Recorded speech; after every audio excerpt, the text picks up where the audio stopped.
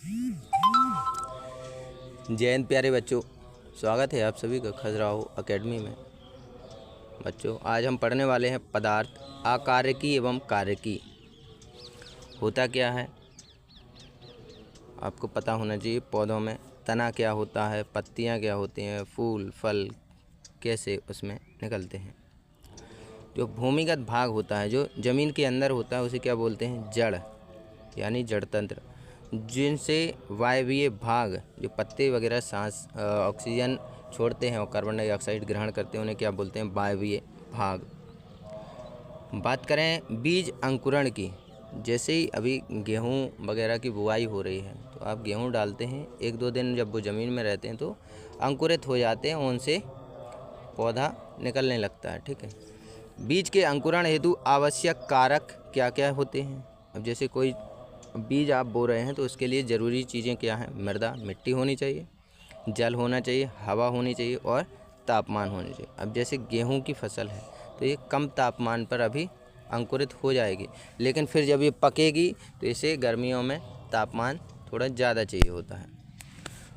बात करें मूलांकुर क्या कहलाता है, प्रांकुर क्या कहलाता है। प्रांकुर का मतलब जो तना, जहाँ से बीज से ऊपर की ओर जो चीज़ निकले वो तना होती है, और जो जड़ से नीचे, तने से बीज से नीचे की ओर निकले उसे मूलांकुर बोलते हैं। बात करें जड़, जड़ें पौधे का भूमिगत भाग हैं, यानी ये ज़मीन में पाई जाती हैं। यह बीज के मूलांकुर से विकसित होता है। जड़ें धनात्मक गुरुत्वाकर्षण तथा ऋणात्मक प्रकाशानुवर्तन होते हैं। मतलब इन्हें धूप लगेगी तो ये ज़मीन से ऊपर की ओर ना बढ़ के कहाँ बढ़ती हैं? ज़मीन से नीचे की ओर बढ़ती हैं। तो धनात्मक गुरुत्वाकर्षण, कोई भी चीज़ है पृथ्वी पर गुरुत्वाकर्षण के कारण वो नीचे की ओर आती है। और प्रकाशानुवर्तन, प्रकाशानुवर्तन क्या होता है कि प्रकाश की ओर बढ़े, लेकिन यहाँ क्या लिखा है? ऋणात्मक प्रकाशानुवर्तन, यानी इसमें चीज़ें क्या हैं? ज़मीन से नीचे की ओर जाएंगी। जड़ों का मुख्य कार्य मृदा से जल तथा खनिज पदार्थों का अवशोषण करना, पौधे को यांत्रिक सहारा देना होता है। तो जड़ें क्या करती हैं? ज़मीन के अंदर मृदा से जल प्राप्त करेंगी, खनिज पदार्थ अवशोषण करेंगी और पौधों को यांत्रिक सहारा देंगे। अब किसी पेड़ में मान के चलो जड़ नहीं है, अब वो खड़ा कैसे होगा? तो जड़ें जब फैल जाएंगी ज़मीन में तभी तो वो खड़ा हो पाएगा। बात करें जड़ों के प्रकार, जड़ें 2 प्रकार की होती हैं। एक होती है मूसला जड़ और एक होती है अपस्थानिक जड़। जैसा आप चित्र के माध्यम से देख सकते हैं, मूसला जड़ वो होती है जो ज़मीन में सीधे चली जाती है नीचे, और अपस्थानिक जड़ें वो होती हैं जो ज़मीन में छिचल जाती हैं, मतलब फैल जाती हैं। बात करें मूसला जड़ की, यह जड़ें सदैव मूलांकुर से विकसित होती हैं, मिट्टी में अधिक गहराई तक प्रवेश करती हैं, ऊपर से चौड़ी तथा गहराई बढ़ने के साथ साथ सक्रिय होती जाती हैं। मुख्य रूप से द्विबीजपत्री पौधों में पाई जाती हैं, जैसे चना, मटर, मूंगफली, दलहन फसलें और आम। इनमें क्या है? द्विबीजपत्री होता है। अब जैसे चना है तो इसको जब आप देवल वगैरह दरते हैं तो वो 2 भागों में बट जाता है। दाल है, मटर है, जब उन्हें दरते हैं चकिया से तो क्या होता है? 2 भागों में वो बराबर हिस्सों में टूट जाते हैं, तो इसे द्विबीजपत्री बोलते हैं। बात करें अपस्थानिक जड़ों की, यह जड़ें पौधे के किसी भी भाग से विकसित हो सकती हैं, जबकि जो मूसला जड़ थी ये कहाँ से हो रही थी? मूलांकुर से। और अपस्थानिक जड़ किसी भी भाग से, पौधे के किसी भी भाग से ये विकसित हो सकती है। मिट्टी में अधिक गहराई तक ये प्रवेश नहीं करती है क्योंकि ये फैलती है, अंदर नहीं जाती है।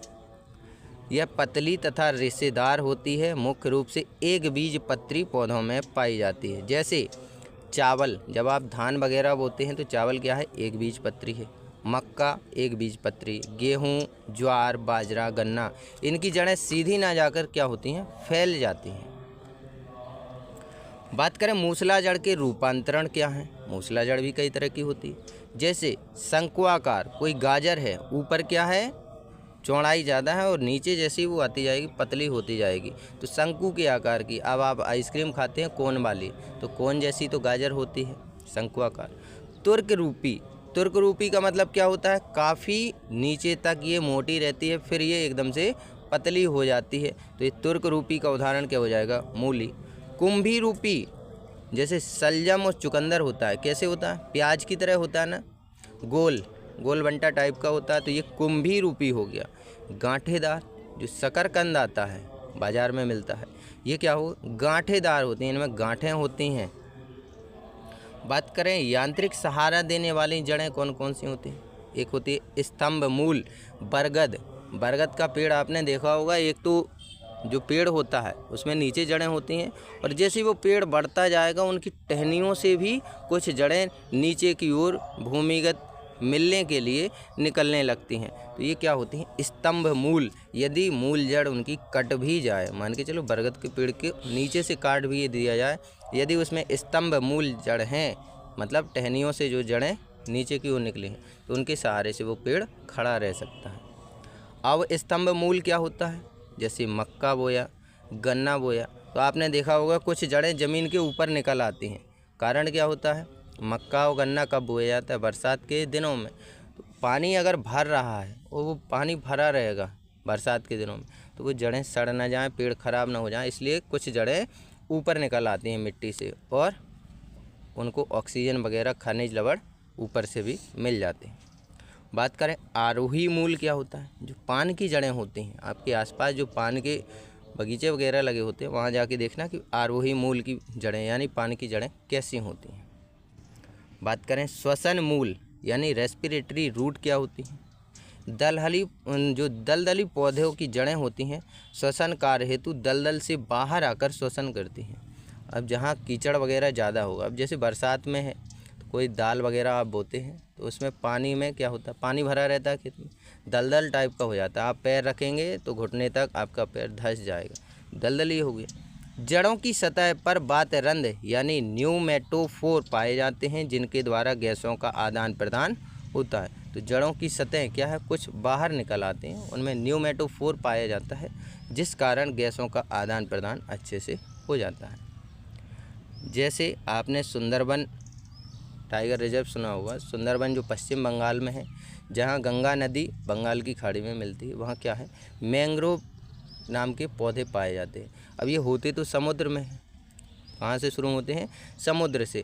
अब समुद्र में जड़ें रहेंगी तो वो तो ख़राब हो जाए, इसलिए इनकी जड़ें कहाँ होती हैं, पानी के ऊपर भी निकल आती हैं। तो मैंग्रोव पादप राइजोफेरा में उपस्थित श्वसन मूल जड़ है।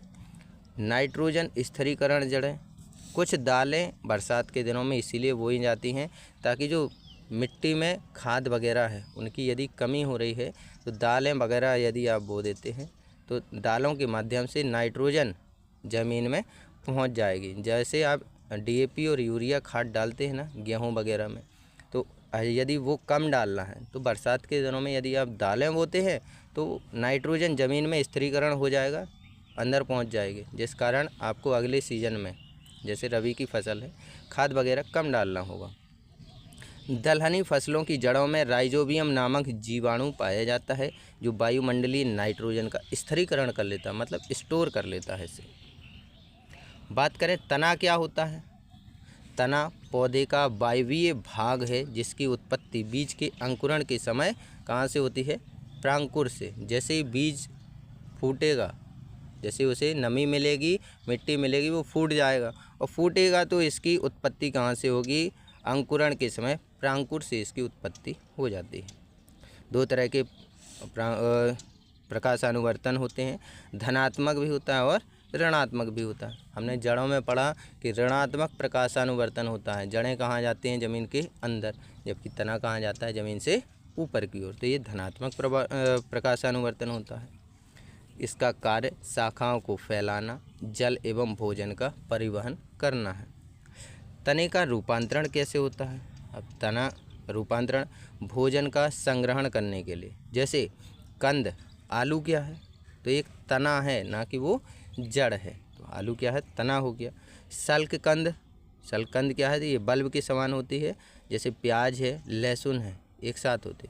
आलू, एक आलू बोगे 10-20 आलू उसमें से निकल आएंगे, लेकिन प्याज लगाते हो तो केवल एक ही प्याज निकलेगी, प्याज का बीज डालोगे, ठीक है।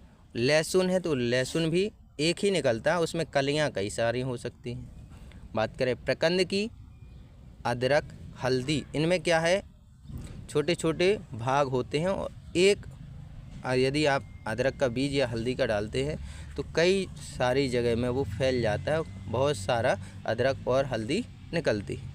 बात करें धनकंद की, जैसे जिमी कंद, अरबी, जैसे आप घुइया बोलते हैं, तो घुइया क्या है, एक लगाओगे कई सारे उसी में से निकलते हैं, तो ये हो गया धनकंद का उदाहरण। बात करें पत्ती क्या होती है, पत्तियां शाखाओं से निकला पार्श्व वही वर्धन है। अब ये क्या है, शाखाओं से ही तो पत्तियां निकली हैं, तो ये शाखाओं से निकला पार्श्व वही वर्धन होती हैं। पत्तियां पर्णहरित के कारक हरे रंग की होती हैं। पर्णहरित का मतलब सूर्य के प्रकाश से आपको क्या करना है, भोजन भी बनाना है और साथ में ऑक्सीजन को प्रोड्यूस भी करना है, इसलिए पत्तियों का रंग ज़्यादातर कैसा होता है, हरा होता है। कुछ भाजी वगैरह आती है तो किसी किसी का रंग गुलाबी होता है, किसी किसी का नारंगी होता है, लेकिन ज़्यादातर जो पत्तियां होती हैं उनका रंग कैसा होता है, हरा होता है। पत्तियों पर छोटे छोटे रंध्र जिसे स्टोमेटा बोलते हैं, ये कई बार रेलवे की परीक्षा में पूछा गया है, स्टोमेटा किसे बोलते हैं, तो जो आपकी पत्तियां हैं पौधों की उनमें छोटे छोटे छिद्र होते हैं, और छिद्र के माध्यम से जब बरसात ठंडियों का मौसम होता है तो आप देखते हैं ओस जम जाती है पौधों पर, तो जितना पानी पौधों में ज़्यादा होगा वो इन रंध्रों के माध्यम से पत्तियों से वो बाहर निकाल देते हैं। बाष्पोत्सर्जन की दर को नियंत्रित करते हैं। क्या कारण है, आपके शरीर में जैसे पानी ज़्यादा हो गया गर्मियों के दिनों में तो क्या होगा, आप पानी तो ज़्यादा पिएंगे लेकिन पसीने के द्वारा वो बाहर निकल जाएगा। ऐसे ही पौधों में होगा, ज़मीन से जितना ज़्यादा पानी पौधा खींचेगा, जितनी उसे आवश्यकता है उतना स्टोर करेगा, बाकी पौधों के छिद्रों के द्वारा वो बाहर निकाल दिया जाएगा। बात करें पत्तियों पर ही प्रकाश संश्लेषण की क्रिया होती है। जो पौधे अपना भोजन बनाते हैं, आप सबके लिए सब्जी वगैरह बनाते हैं, वो कैसे बनाते हैं, पत्तियों पर ही प्रकाश संश्लेषण होता है। जब धूप पड़ती है पत्तियों पर तो वो अपना खाना बनाना शुरू कर देते हैं, आपके लिए ऑक्सीजन भी देते हैं। कुछ पत्तियां भोजन संग्रहण का कार्य भी करती हैं, जैसे प्याज में। अब प्याज में क्या है, भोजन संग्रहण, आपने देखा हो एक प्याज में 2-2 3-3 डंडियाँ निकल आती हैं। लहसुन में भी ऐसे ही होता है, पत्ता गोभी में भी ऐसे ही होता है, भोजन संग्रहण उसी में होता है। कुछ पौधों की पत्तियां बाष्पोत्सर्जन की दर को कम करने हेतु कांटों में बदल जाती हैं। बाष्पोत्सर्जन की दर कम करना मतलब जहाँ जैसे राजस्थान में रेगिस्तान है, वहाँ पानी की कमी है, अब पौधे यदि बाष्पोत्सर्जन करेंगे तो वो सूख जाएंगे, इसलिए वो क्या है, पत्तियों को कै में बदल देती हैं, कांटों में बदल देती हैं, ताकि पानी कम से कम बाहर जाए, पानी उसमें बचा रहे। बात करें कुछ पौधों की पत्तियां भोजन हेतु घट में बदल जाती हैं, जैसे घटपर्णी कलश पादप बोलते हैं। ये क्या करती हैं, कीटों का भक्षण करते हैं, इन्हें नाइट्रोजन चाहिए होती है, खाना चाहिए होता है, तो ये वायुमंडल से खाना उपलब्ध नहीं करते हैं। इनके फूल वगैरह होते हैं वो कांटों की तरह होते हैं, खुशबू प्रोड्यूस करेंगे, और खुशबू जैसे ही आएगी, कीटों को खुशबू आएगी, वो उस फूल पे बैठेंगे, वो फूल क्या होगा, बंद हो जाएगा, उससे पूरा रस निचोड़ लेते हैं पौधे। तो 2 प्रकार के हैं, उदाहरण में घटपर्णी भी बोलते हैं और कलश पादप होते हैं, जो कीटों का भक्षण करते हैं। बात करें हरे पादप प्रकाश संश्लेषण की क्रिया द्वारा अपना भोजन बनाते हैं। क्या कोई सूखा पौधा आपको ऑक्सीजन दे सकता है, नहीं, क्योंकि उसमें पत्तियां ही नहीं बची हैं, और जब तक हरी पत्तियां नहीं होंगी जब तक आपका प्रकाश संश्लेषण होगा नहीं, आप ना तो पौधा अपना भोजन बना पाएगा और ना ही आपको ऑक्सीजन दे पाएगा। प्रकाश संश्लेषण के लिए फॉर्मूला क्या होता है, जो आपने अपनी नाक से कार्बन डाइऑक्साइड रिलीज कर दी, इसके साथ पानी के 12 अणु मिलेंगे, जिससे और इसी के साथ में क्या होगा, सूर्य का प्रकाश जब पौधों पे पड़ेगा तो कार्बन के 6 अणु, हाइड्रोजन के 6 अणु और ऑक्सीजन के 6 अणु मिलकर क्या बनाएंगे, भोजन बनाएंगे। इसके साथ ऑक्सीजन के 6 अणु निकलेंगे, जैसे अपन ने नाक से CO2 निकाली, ऐसे ही पौधे क्या करेंगे, पत्तियों से ऑक्सीजन निकाल देंगे, इसी के साथ पानी के भी 6 अणु बाहर निकल जाते हैं। बात करें मंड स्टार्च क्या होता है, CO2 जल अपघटन, इसमें क्या होता है, ऑक्सीजन भी निर्मुक्त होती है, मतलब ऑक्सीजन निकाली जाती है। बात करें पुष्प क्या होता है, इसमें पुष्प में देखिए आप चित्र के माध्यम से समझ सकते हैं कि बाह्य दल क्या होता है, दलपुंज क्या होता है, पुमंग क्या कहलाता है और जायंग क्या कहलाता है। बात करें स्वपरागण और परपरागण किसे कहते हैं।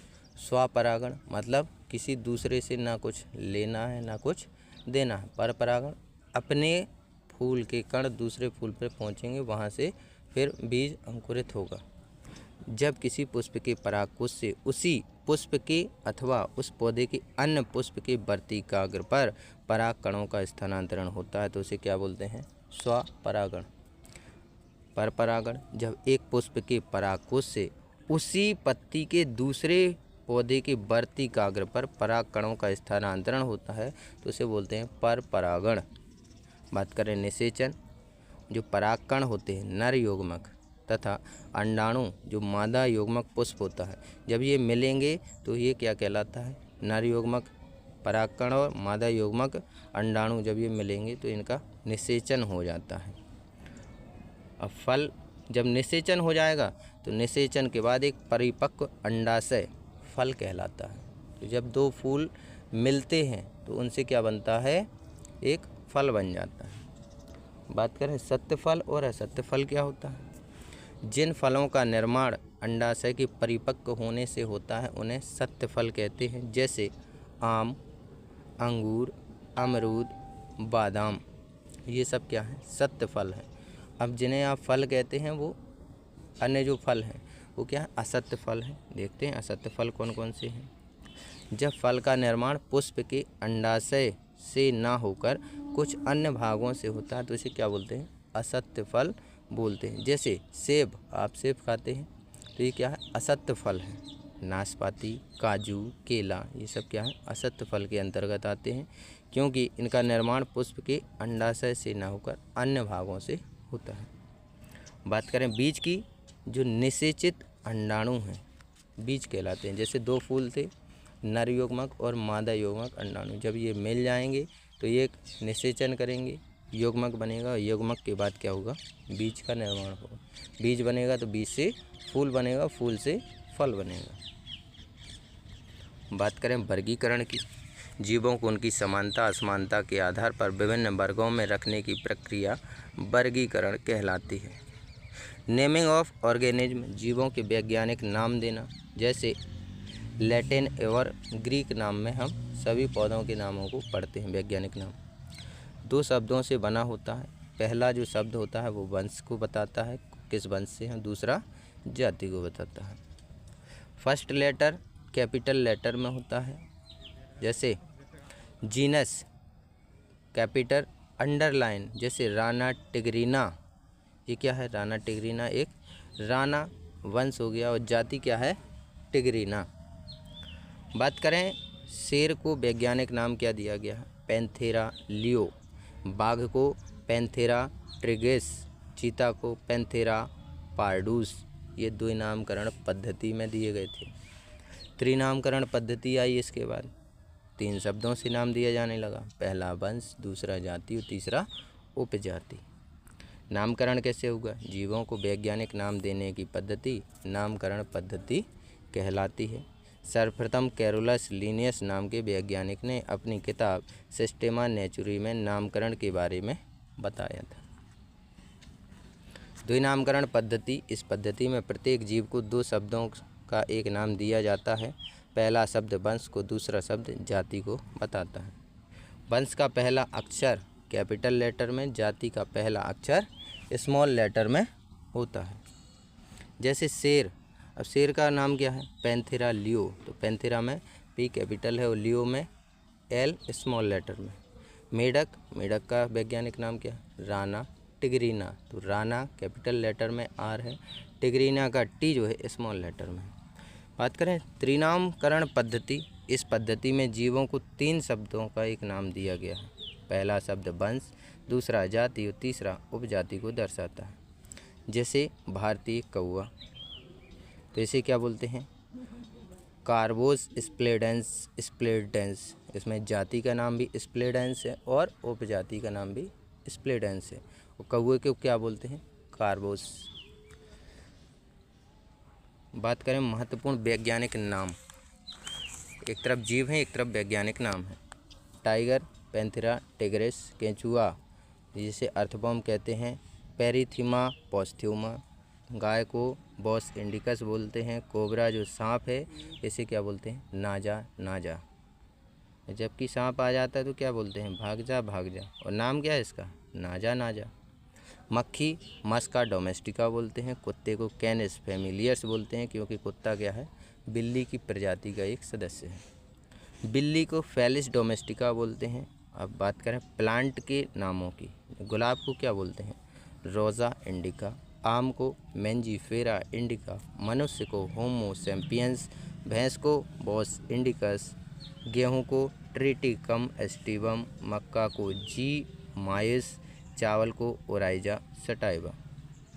आलू को सोलेनम ट्यूबरोसम बोलते हैं। प्याज को एलियम सेपा बोलते हैं। टमाटर को सोलेनम लाइक्रोपर्सियम बोलते हैं। मटर को पीजम सेटिवम बोलते हैं। अदरक को जिंजबार ऑफिसिनेलिस बोलते हैं। सोयाबीन को ग्लाइसाइन मैक्स बोलते हैं। नीम को एजोडी रेक्टा इंडिको। वर्गीकरण जीवों को उनके समानता असमानता के आधार पर विभिन्न वर्गों में रखने की पद्धति क्या कहलाती है? वर्गीकरण कहलाती है।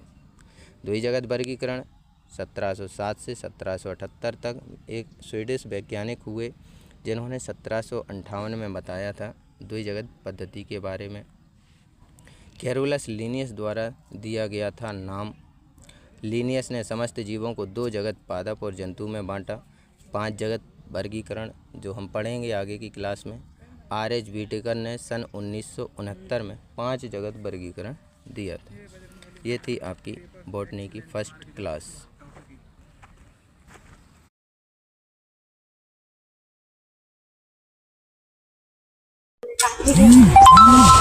जय हिंद प्यारे बच्चों, आज हम पढ़ने वाले हैं साइंस में तंत्रिका तंत्र। तंत्रिका तंत्र होता क्या है?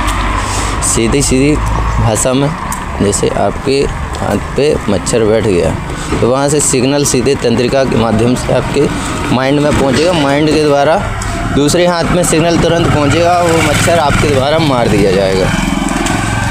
तंत्रिका तंत्र बेसिकली 3 तरह के होते हैं। एक होता है केंद्रीय तंत्रिका तंत्र, दूसरा परिधीय तंत्रिका तंत्र और तीसरा स्वायत्त तंत्रिका तंत्र। बात करें केंद्रीय तंत्रिका तंत्र की, इसके अंतर्गत 2 टाइप होते हैं। एक होता है मस्तिष्क यानी ब्रेन और दूसरा होता है मेरु रज्जु स्पाइनल कॉर्ड। परिधीय तंत्रिका तंत्र जिसे पेरिफेरल नर्वस सिस्टम कहते हैं, इसके अंतर्गत भी 2 टाइप होते हैं, मस्तिष्क तंत्रिका और दूसरा मेरु रज्जु। स्वायत्त तंत्रिका तंत्र की बात करें तो ये भी 2 तरह के होते हैं। एक होता है अनुकंपी, एक होता है परानुकंपी। बात करें मस्तिष्क की, मस्तिष्क एक जटिल संरचना है। यह क्रेमियम नामक मस्तिष्क बॉक्स में सुरक्षित रहता है। एक वयस्क मनुष्य का मस्तिष्क का वजन 1350 ग्राम से 1400 ग्राम होता है। मस्तिष्क 3 परतों से मिलकर बना होता है, ड्यूरामेटर, अरेक्नॉइड तथा पायामेटर। इन परतों में एक द्रव सेरेब्रोस्पाइनल पाया जाता है। बात करें मस्तिष्क के भाग की, मस्तिष्क 3 भागों से मिलकर बना होता है। अग्र मस्तिष्क जो आपके आगे का मस्तिष्क होता है, एक होता है मध्य मस्तिष्क और एक होता है पश्चिम मस्तिष्क। बात करें अग्र मस्तिष्क क्या होता है? यह मस्तिष्क का सबसे बड़ा भाग होता है। निम्न भागों से ये मिलकर बनता है, जैसे प्रामस्तिष्क जिसे सेरेब्रम बोलते हैं। यह अन्य उपभागों में सबसे बड़ा भाग है। यह मस्तिष्क का सबसे विकसित भाग है। इसका कार्य सोचने, समझने, निर्णय लेने की क्षमता का नियंत्रण करना होता है। याददाश्त तथा बुद्धिमत्ता का केंद्र होता है। बात करें हाइपोथैलेमस की, हाइपोथैलेमस क्या होता है? ये भावनाओं को, भूख, प्यास एवं शरीर के तापमान के नियंत्रण का कार्य करता है। पीयूष ग्रंथि के पास होता है। आपने सुबह खाना खाया, अब रात में खाना खाने के लिए तो आपकी इच्छा होगी। अब इच्छा कैसे होगी? यदि आपका हाइपोथैलेमस सही से कार्य कर रहा है तब। बात करें थैलेमस की, यह भाग ठंडे तथा गर्म का एहसास कराता है। पीनियल ग्रंथि के पास स्थित होता है। बात करें मध्य मस्तिष्क की, मिड ब्रेन कार्पोरा क्वाड्रिजेमिना, यह देखने तथा सुनने का केंद्र होता है। तो आप जो देख पा रहे हैं और सुन पा रहे हैं, तो मध्य मस्तिष्क के तहत कार्पोरा क्वाड्रिजेमिना के द्वारा आप देख और सुन पा रहे हैं। मध्य भाग में गंध का केंद्र होता है। पनीर बन रही होगी तो खुशबू अलग से आ जाएगी, और कहीं गंदगी डली होगी तो उसकी बदबू भी आ जाती है। बात करें मध्य मस्तिष्क के अंतर्गत सेरिब्रल पेंडिकल की, यह अग्र एवं पश्चिम भाग को जोड़ने का कार्य करता है। बात करें पश्चिम मस्तिष्क की, यह मस्तिष्क का दूसरा बड़ा भाग होता है। इसके अंतर्गत भी प्रकार आते हैं, जैसे अनुमस्तिष्क, जिसे सेरेबेलम बोलते हैं, शारीरिक संतुलन तथा गति संचलन का केंद्र होता है। ऐच्छिक क्रियाएं जैसे हंसना, बोलना आदि। गति एवं संचलन का केंद्र होता है हंसना, बोलना, इसी के द्वारा होता है। मेडुला ऑब्लंगेटा, जिसे छोटा दिमाग बोलते हैं। नाना पाटेकर की एक मूवी आई थी, उसमें वो बोलता है मेरे पीछे मत मारा करो, छोटा दिमाग है, उसमें लग जाएगी मैं मर जाऊंगा। ये वही है मेडुला ऑब्लंगेटा, यानी छोटा दिमाग। मस्तिष्क का अंतिम भाग होता है। इसमें श्वसन केंद्र, हृदय केंद्र, प्रतिवर्ती क्रिया केंद्र होता है। अनैच्छिक क्रियाएं जैसे छींकना, श्वसन, खांसना आदि किसके द्वारा होता है? छोटे दिमाग यानी मेडुला ऑब्लंगेटा के द्वारा होता है। बात करें मेरुरज्जु क्या होता है? स्पाइनल कॉर्ड, जो आपकी रीढ़ की हड्डी होती है। मेरुरज्जु मस्तिष्क के अंतिम भाग मेडुला ऑब्लंगेटा से निकलती है। खोपड़ी के एक छिद्र जिसे महारंध्र बोलते हैं। मेरुरज्जु 3 झिल्लियों ड्यूरामेटर, अरेक्नॉइड और पायामेटर, इसके बारे में हम पहले भी चर्चा कर चुके हैं, इससे घिरी होती है। इनमें सेरेब्रोस्पाइनल नामक द्रव भरा होता है। नर यानी मेल में इसकी लंबाई 45 सेंटीमीटर, जबकि फीमेल में 43 सेंटीमीटर होती है। मेरुरज्जु का कार्य क्या होता है? प्रतिवर्ती क्रियाओं को नियंत्रण करना, मस्तिष्क से आने वाली संवेदनाओं का वहन करना आदि। बात करें परिधीय तंत्रिका तंत्र की। पेरिफेरल नर्वस सिस्टम 2 प्रकार की तंत्रिकाओं से मिलकर बना होता है। पहला मस्तिष्क तंत्रिका। वे तंत्रिकाएं जो मस्तिष्क से निकली हैं उसे मस्तिष्क तंत्रिका कहा जाता है। मस्तिष्क तंत्रिकाओं की संख्या 12 जोड़ी यानी 24 होती है। बात करें मेरुरज्जु तंत्रिका की। वे तंत्रिकाएं जो मेरुरज्जु से निकलती हैं, इनकी संख्या 31 जोड़ी यानी ये 62 होती हैं। स्वायत्त तंत्रिका तंत्र। ऑटोनोमिक नर्वस सिस्टम क्या होता है? यह तंत्र स्वतंत्र रूप से कार्य करता है जब आपको भय लगता है या टेंशन होती है। इस स्थिति में शारीरिक संतुलन आपका स्थापित करने का कार्य करता है। यह अनुकंपी तथा परानुकंपी से मिलकर बना होता है। रात में अकेले जा रहे हैं, अंधेरा है और लग रहा है अब तो कोई पकड़ लेगा या भूत पिशाच आ जाएगा, तो क्या बोलते हैं? जय हनुमान ज्ञान गुण सागर, जय कपीस तिहुँ लोक उजागर। ये वही है स्वायत्त तंत्रिका तंत्र। बात करें अनुकंपी तंत्रिका तंत्र की। यह तंत्र भय की स्थिति में श्वास दर, हृदय दर, बीपी, रक्त में शर्करा की मात्रा को बढ़ा देता है, जिस कारण आपकी हृदय की गति बढ़ जाती है, सांस फूलने लग जाती है। यह मुख में श्रावण को कम करता है, मूत्राशय की दीवारों को फैला देता है। परानुकंपी तंत्रिका तंत्र। यह तंत्र अनुकंपी के विपरीत कार्य करता है। अनुकंपी द्वारा किए गए कार्य के विपरीत श्वास दर, हृदय दर, ब्लड प्रेशर, रक्त में शर्करा की मात्रा को सामान्य करता है। जब आपको डर लगेगा तो आपकी बीपी वगैरह बढ़ जाएगी। इसे कम कौन करता है? परानुकंपी तंत्रिका तंत्र। यह मुख में लार के पुनः श्रावण मूत्राशय की दीवारों को संकुचित करता है, शांति एवं सुखद एहसास दिलाता है। ये थे हमारे तंत्रिका तंत्र से संबंधित सभी बिंदु, जहाँ से बार बार परीक्षाओं में प्रश्न पूछे जाते हैं।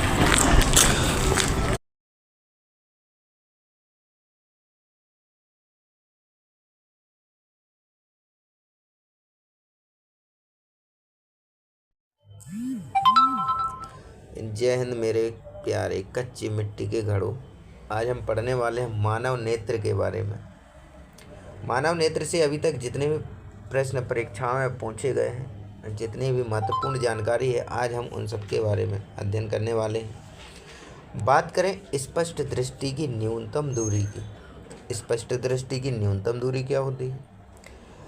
सामान्य भाषा में कहने का मतलब ये है कि आप कोई भी चीज़ अपनी आँख के पास यदि लाते हैं, वो 25 सेंटीमीटर से भी ज़्यादा पास में लाते हैं, फिर आपको साफ नहीं दिखेगा, वो आपको धुंधला देखने लगेगा। ये कहलाती है स्पष्ट दृष्टि की न्यूनतम दूरी। बात करें अधिकतम दूरी कितनी होती है? हम अनंत तक का देख सकते हैं। सुबह हम देखते हैं क्या है, सूरज दिखता है, कितने किलोमीटर दूर है? लाखों करोड़ों किलोमीटर दूर है। रात्रि में हमें तारे दिखते हैं, चांद दिखता है, तो हम अनंत दूरी तक देख सकते हैं। लेकिन न्यूनतम दूरी हमें पता है कि 25 सेंटीमीटर से जैसी और पास आप वस्तु को लाओगे, वो आपको धुंधली दिखाई देने लगेगी। अगला पॉइंट, मानव नेत्र का रंगीन भाग, इसे क्या बोलते हैं? आइरिस यानी परितालिका।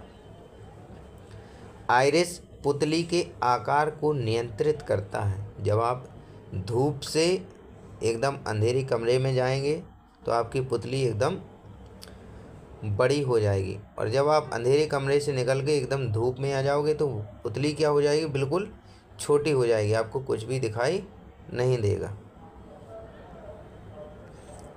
बात करें पुतली नेत्र में जाने वाले प्रकाश की मात्रा को ये नियंत्रित करती है। ज़्यादा प्रकाश होगा तो आपकी पुतली क्या होगी? कम हो जाएगी, और कम प्रकाश होगा तो ये फैल जाएगी, ताकि आपको देखने में मदद कर सके। नेत्रदान के समय नेत्रदाता का कॉर्निया तथा नेत्र लेंस दान में दिया जा सकता है। वैसे किसी भी व्यक्ति का क्या दान किया जाता है नेत्र में? कॉर्निया, और दूसरे नंबर पर लेंस को भी डोनेट किया जा सकता है। इसे जीवित व्यक्ति की आँखें का कॉर्निया और लेंस भी निकाल सकते हैं, और जिस व्यक्ति की मृत्यु होती है 1 घंटे के अंदर अंदर उसकी कॉर्निया और लेंस निकाल के दूसरे को लगाया जा सकता है। बात करें वस्तु का प्रतिबिंब नेत्र में रेटिना पर बनता है। यह प्रतिबिंब उल्टा वास्तविक वस्तु से छोटे आकार का होता है। देखिए, वस्तु का जो प्रतिबिंब है, हम सामने जो चीज़ देख रहे हैं उसका प्रतिबिंब कैसे बनेगा? जैसे हम दर्पण में अपनी छवि देखते हैं तो उल्टा प्रतिबिंब बनता है। ऐसे ही हम सामने जो चीज़ देख रहे हैं उसका प्रतिबिंब हमारे आँख पे कैसे बन रहा है? उल्टा बनता है, वास्तविक बन रहा है, और वस्तु से छोटे आकार का बनता है। लेकिन होता क्या है, हमें दिमाग में तो सीधी छवि जाती है। सेकंड के 100वें भाग में जैसे ये आपके प्रतिबिंब बनेगा तो सेकंड के 100वें भाग में ये डाइवर्ट हो जाएगा, फिर से प्रतिबिंब दोबारा बनेगा और दिमाग में ये सीधी छवि पहुंच जाएगी। इस कारण आपको पता नहीं चलता है कि दर्पण में उल्टी छवि बनी, मतलब कॉर्निया में आपकी उल्टी छवि बनी थी कि सीधी छवि बनी थी। बात करें नेत्र में उत्तल लेंस पाया जाता है। उत्तल लेंस पाया जाता है। रेटिना में शंकु और शलाका प्रकार की प्रकाश सुग्राही कोशिकाएं पाई जाती हैं। शंकु और शलाका ये क्या काम करती हैं? प्रकाश सुग्राही कोशिकाएं, ताकि आप जैसे कभी बाहर जाते हैं घूमने तो धूल मिट्टी वगैरह आपकी आंखों में चली जाती है, तो आपकी पुतली क्या हो जाती है?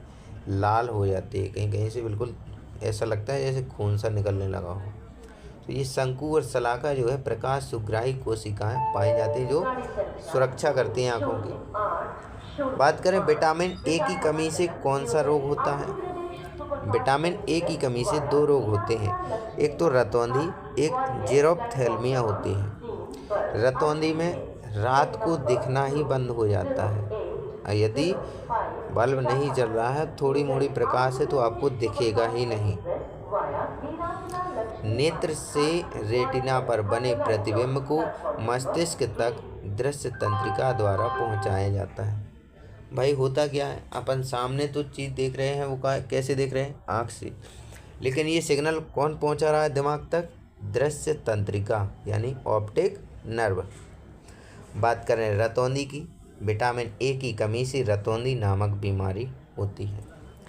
निकट दृष्टि दोष यानी मायोपिया क्या होता है।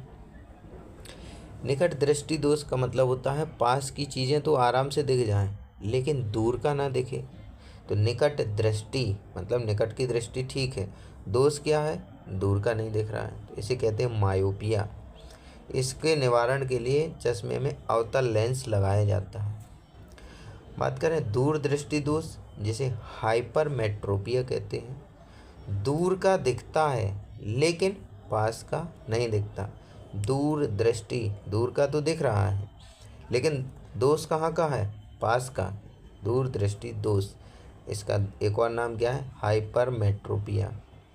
लेंस क्षमता कम हो जाती है, फोकस दूरी इसकी बढ़ जाती है, जिससे क्या होता है, जो प्रतिबिंब है जो आपने सामने देख रहे हैं ये कहाँ बनता है, रेटिना के बाद बनता है। निवारण हेतु चश्मे में उत्तल लेंस का उपयोग किया जाता है।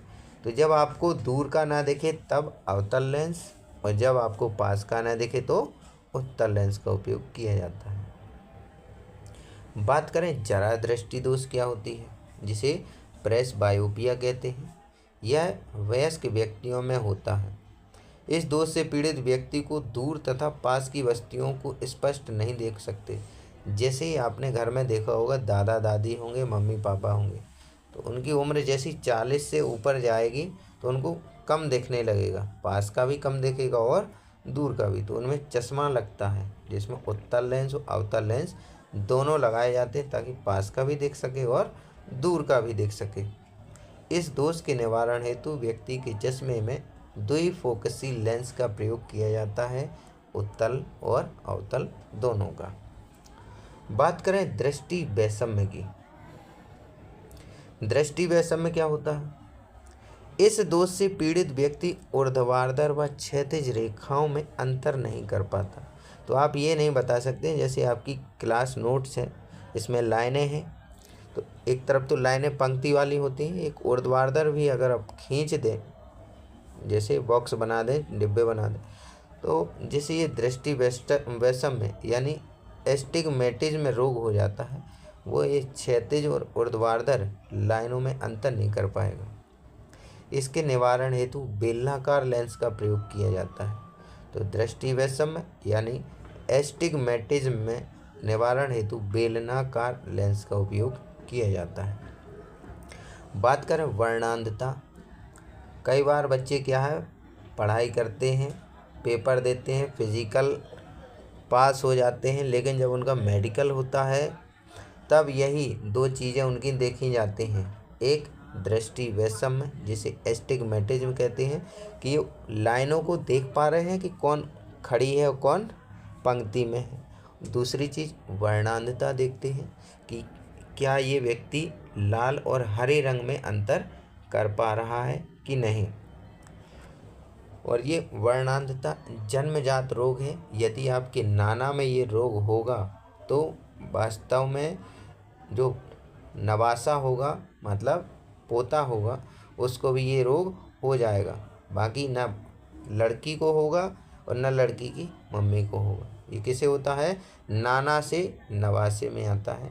इस दोष से पीड़ित व्यक्ति लाल और हरे रंग में अंतर स्पष्ट नहीं कर पाता है।